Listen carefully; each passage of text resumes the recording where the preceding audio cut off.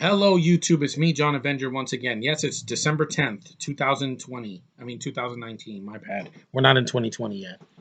And look, and nothing happened. I'm still here. I'm going to do videos for you guys. Tonight, I'm doing this is a request video that for my friend Kenny, so he doesn't have to bother me next week when this movie comes out. And I'm only doing a retrospective on it. I'm not doing every single thing about it because I've already reviewed all these films, all six of them, the ones that matter, and the Clone Wars movie from 2008. I've done it. I'm not going to re-review these films again. Don't ask me. I am done with this franchise. I said it. I was done 2 years ago. This is a retrospective on the last good movie in the franchise, in my opinion. Don't come with your pitchforks and give me 100 thumbs down. Star Wars Episode 3, The Revenge of the Sith. Yes, this should have been the last movie that was ever released in theaters. Because the ones that we got in the past 4 years have killed me. Every single one of them. I hated Force Awakens because I hate the freaking lead girl to death. It remade A New Hope, and that was not needed. Rogue One was a filler movie going up to Episode 8, and it was boring, and I hated the characters. People say, what was bad about it? It was boring. 2 hours and 15 minutes to tell us that, yeah, the Empire sucks, and then the Rebels have to steal the plans of the Death Star. I saw that already. Yeah. I saw the spaceship battles in the original trilogy and the prequels. You're not going to do it better. Last Jedi, you saw what that did. It destroyed the fan base, and nobody loves it anymore. People that like it are just in denial because they're like, that movie was a masterpiece compared to the prequels. Yeah, but you killed Luke Skywalker off, and you let it, and you freaking made Leia into a joke, and you never reference Han's death again. And now this, and then Solo flopped last year. What were your excuses last year? Oh, it came out in May. It was too soon. It should have came out in December. It would have still flopped. No one asked for that movie. Or Forces of Diversity on Disney Channel, or Resistance cartoon with the crappy animation. All of that has done more harm for this franchise than anything the prequels did. At least this movie had a fitting conclusion. At least this had a plot that wasn't remaking Return of the Jedi. At least the Emperor in this movie makes sense. He was the freaking Chancellor, and he rose to power, and they give him emergency powers, and he takes over the Senate, and he makes the Galactic Empire. What is he going to do in Episode 9? He's going to convince Rey to be evil and then kill Kylo Ren? Yeah. It's going to be as predictable as you can imagine. This movie's way better. The opening of this film is amazing. The freaking spaceships flying, the massive Star Destroyer, predecessor to the Star Destroyer, that kick-ass music, the special effects, all of it works. Yes, it has one-liners, but the original films did too. And I could name like 10 of them off the top of my head besides May the Force Be With You. The freaking actors are better here. Hayden Christensen gets a lot of crap, but he only did 2 movies. This hobo did 3 and destroyed the franchise.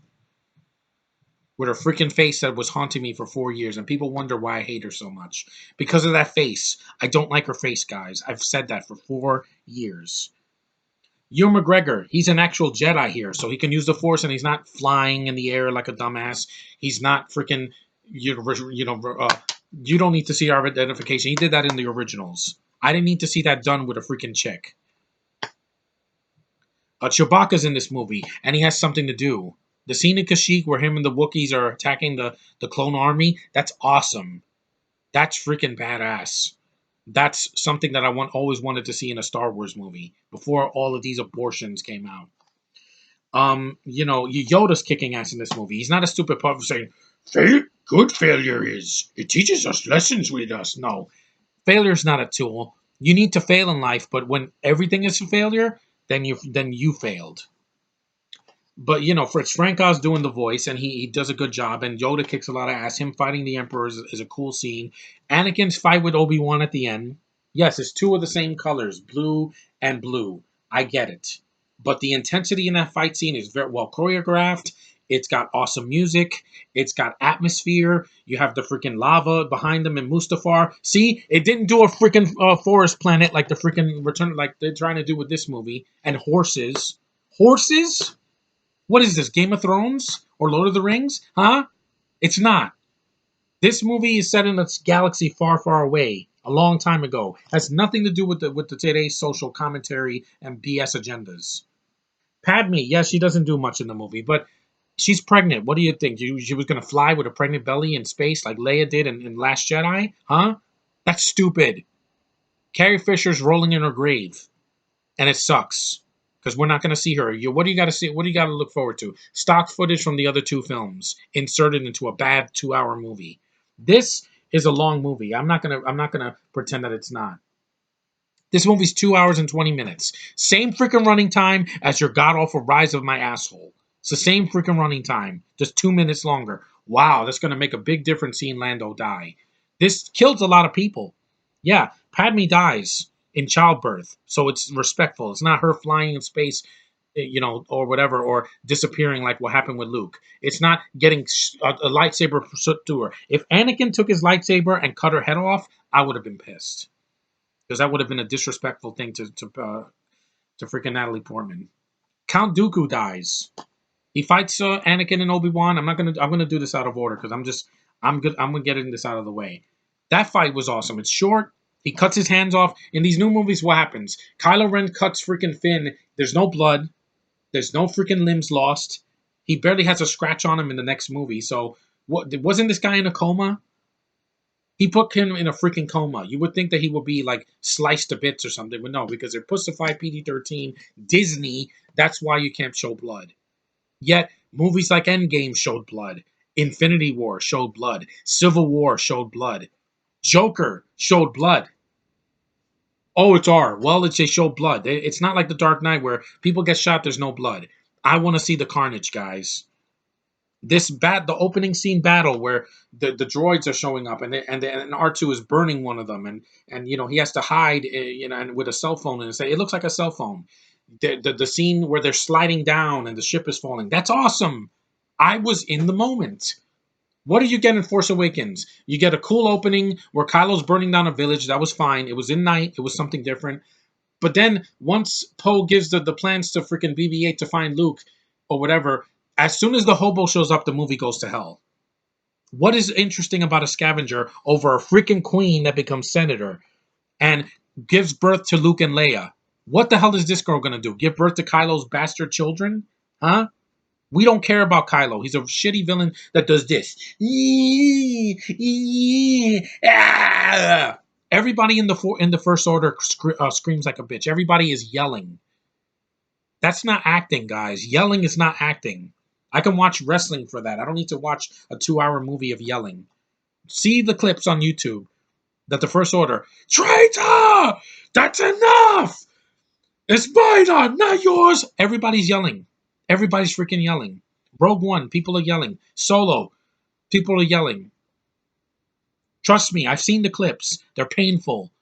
There's people that yell in this movie. Yeah, the Emperor freaking yelled, no, no, no, you will die. Thank you. Thank you, Ian McDermott. That's going to be your fate next week, Hobo. You are dead. You're finished. You are freaking going to be put in a box. This is the villain that we loved in the original, and he wasn't barely in the original trilogy. He's mentioned in A New Hope. They show a hologram of him in Empire Strikes Back, one of the greatest movies ever made, and then Return of the Jedi, you finally see him. And he almost kills Luke. But it's more respectful than Snoke doing the same freaking thing in The Last Jedi, trying to kill Rey. He should have ripped her limbs off. At least do something. I want to see that girl suffer. Or just die, because her character sucked, and the actress is the worst thing ever. Here, I'd take the bad dialogue. I'll take the freaking cheesy one-liners. You're so beautiful. The love story. I'll take it more than Finn and Rose, which is so forced that it's more forced than anything in the prequels. Yeah. This led to procreation. What did Finn and Rose do? Oh, it's an interracial couple that nobody gives a damn about with a girl that wears a potato sack. This says, read this. Read this up close. The saga is complete. So screw your Disney canon. This is how it ends. This is what we wanted to see. This is what we waited 30 years after A New Hope, when we wanted to see how Darth Vader became Darth Vader. Look at that freaking picture. That's what we want for Star Wars. No more of this Disney-fied crap that just doing it for money with Kathleen Kennedy's agendas shoved right up your arse. Yeah, that's exactly what happened. You have a freaking hobo that is untouchable and is a false messiah that can do everything, yet there's no explanation. You have a lame villain. You have all these women characters with British accents. What the hell is this? Did this movie have that? No, it didn't. The side characters, Jar Jar has no lines in the movie. The new queen doesn't talk. The Jedis, some of them die, and some of them don't. Anakin's transition, he cuts off Mace Windu's arm. You see it. They don't cower away. When the Emperor's face is fading, the makeup looks great. What's it going to be here? Bad CGI? Huh? The film is fast paced. It has a lot of action. There's scenes that are subtle. The scenes where Anakin and Padme are looking out the window and Anakin's crying. That's just atmospheric. That's awesome. The freaking opera house scene where they're talking about Dark Plagueis. That should have been the villain of the new trilogy, or freaking General Thrawn. Thrawn was a great freaking villain in Rebels. The blue face, the red eyes, that intimidating voice. He never yells. Krennic and freaking Haldo and freaking Hux and Kylo Ren and all these other guys, they all yell. There's no subtlety. Everything is thrown out the window. Here, this is a war. This is an actual war. Unlike in Rogue One, where everything is colorless and ugly and there's no sexy women, there's nothing. At least in this movie, I appreciate Natalie Portman's face and her gorgeous voice. And even when the scene where she was crying, I cried. Yeah, everybody says it's a stupid scene, but it made me cry because that shows that she can act, even through the stupid dialogue. Lucas had a vision for these films. What did Disney do? They bastardized it and they remade his trilogy and put a lot of bad CG in it. CGI faces and de-aging and all this other crap. Yeah. The film has a great look to it. There's new planets, Utapau. You have freaking Mustafar, almost at Madagascar. You go back to Tatooine at the end. That's all the fan service you needed. Where he gives Luke to Uncle Owen and Aunt Beru. That's awesome. It's short and it's the fan service leading up to A New Hope. Not Rogue One, where they steal the Death Star plans. There's one cool scene with Vader at the end that he has a cool entrance, and that's it.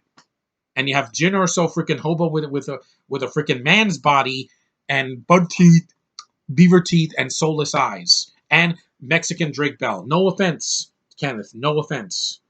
That's what he looks like. That's what Diego Luna looks like. If you took Drake Bell and you made him Mexican and you had a beard, there you go. That's what you have for your freaking main characters. And two Asian guys that die and a robot that dies. Where's the joy? When the Jedis were dying here, I knew that was going to happen.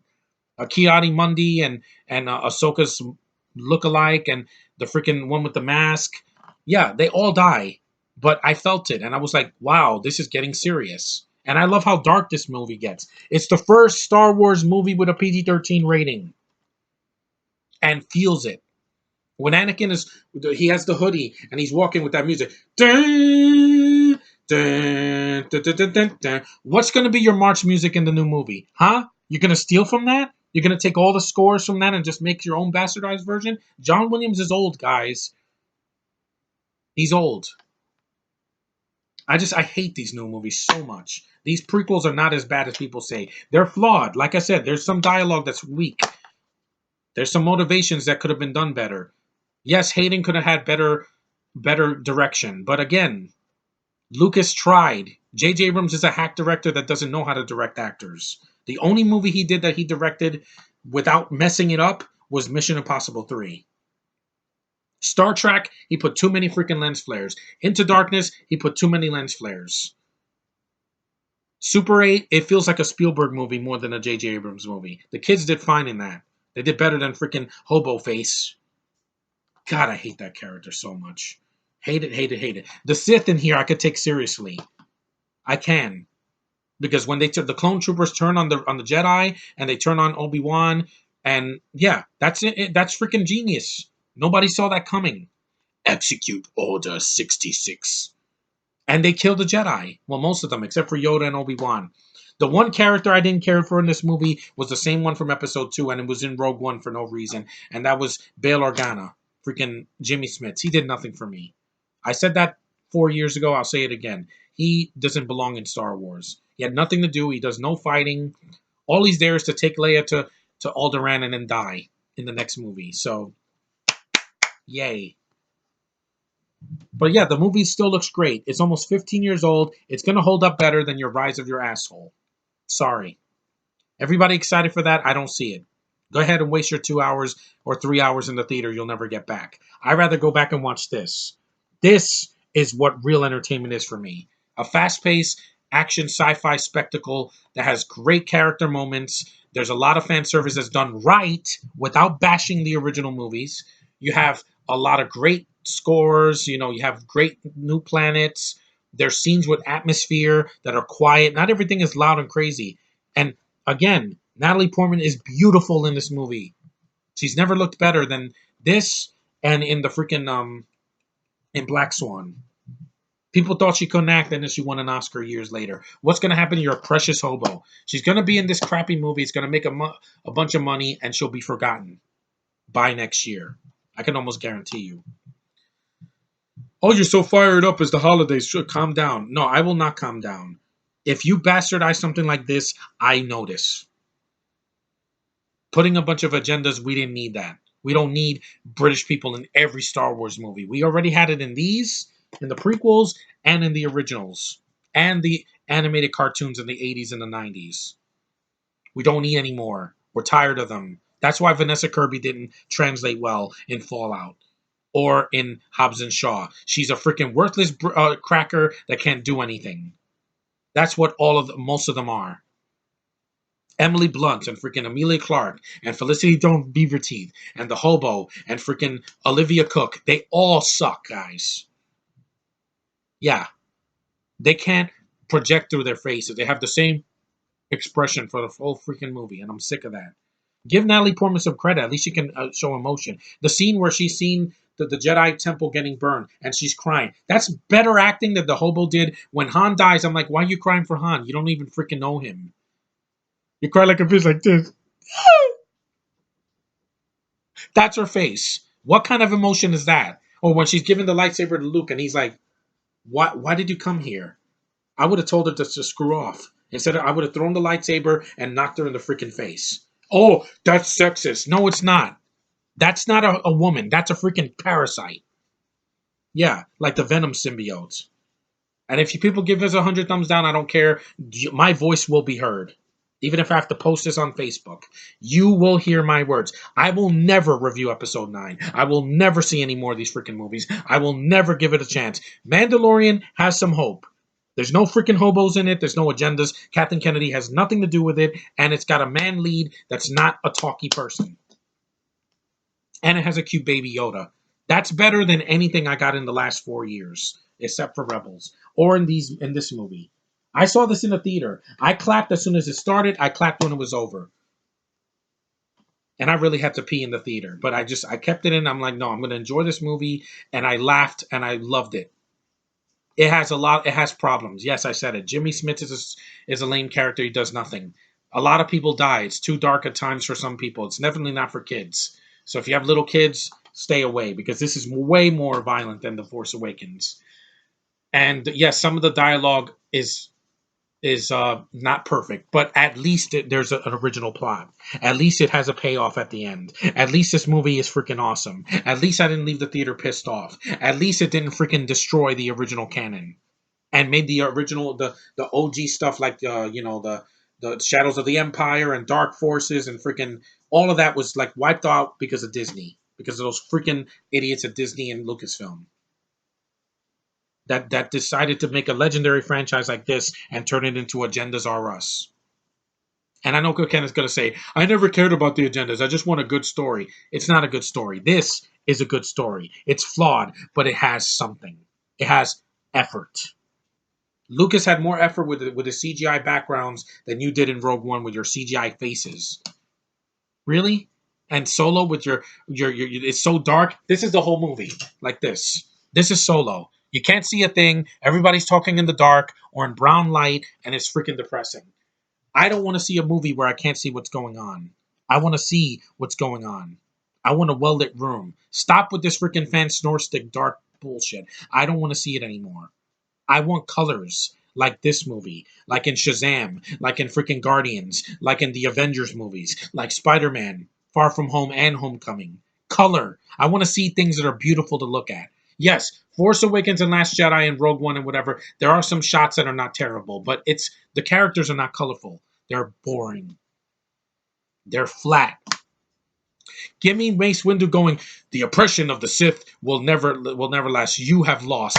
Thank you, Mace Windu, for being so obvious. Or when Yoda says at the end to the Emperor, at an end your rule is, and not short enough it was. Exactly. That's going to be you, Kathleen Kennedy, in 2 years when you're fired. Your reign of evil in the Lucasfilm is over.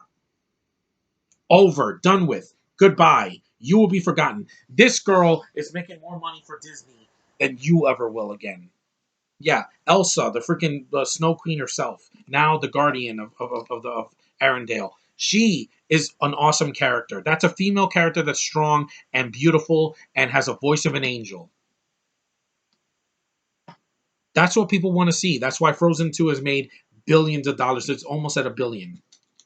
And that's a Disney property. Star Wars didn't need to be with Disney. It should have stayed dormant. It should have stayed dead. We didn't need any more after this. 6 movies was enough. I don't need 25. There, Kenneth. Is that good enough for you? This movie's awesome. This is the last good movie that I ever saw in the theater with the name Star Wars. Not bastardized Disney KK Wars SJWs in space. That's all I could say about episode 3. If you want to see my original review, it's on my channel. Just look it up. This one's going to be called Why Episode 3 is Better Than What Episode 9 is going to be. And I can almost guarantee you this is better. Give me this any day. Give me Obi-Wan fighting Anakin over Kylo and freaking Hobo fighting on a freaking freighter with freaking rain. Rain sucks. It's what killed Pirates of the Caribbean 3 for me. The final battle in the Maelstrom is a bunch of pirates fighting in the rain. Don't care. And I'm not going to care about this movie either. So screw episode 9. It can suck it. I'm never watching it in the theater. Never. I'll stick with the 6 movies because they don't hurt me. The Phantom Menace and Attack of the Clones are flawed, highly flawed, but they're not, let's kill off Luke, let's kill off Han, let's make Leia look like a fool, let's make the droids shut down, let's put Chewbacca there just for no reason to have his adventures with this stupid hobo. Trust me, guys, when January comes, your hobo is non-existent. Snapped out of existence. The snap or the blip. It's over. You're never going to see her act in one of these again. You'll never see her in The Mandalorian. You'll never see her in freaking any other Star Wars shows that they do. She's done. The prequels will live on. The originals will live on, no matter what cut of it you see. The original cartoons will live on. Hell, even the holiday special, as bad as that is, I never said it was good, but at least the original cast is together. These new movies are not. There's a disconnection. There's no connection with the characters. None. They're not a family. Case in point. Anyway, that's my rant. Not on the movie. I love that movie, but screw episode 9. I don't want to hear about it. Don't tag me fit pictures. Don't share your reviews on Facebook. Do not tag me anything on Twitter. Don't spoil the movie for me in the comment section. Just don't, okay? I'm going to check Wikipedia the day before, and I'm not going to spoil it for anybody. I'm just going to read it and say, oh, so that's what they did. A stupid thing. When you have the writers of Justice League, a movie I liked but is highly flawed, and Batman vs. Superman for Star Wars, you know you're in trouble. I'm going to leave it at that. I'll just do the Thanos snap and get out of here. I'm inevitable.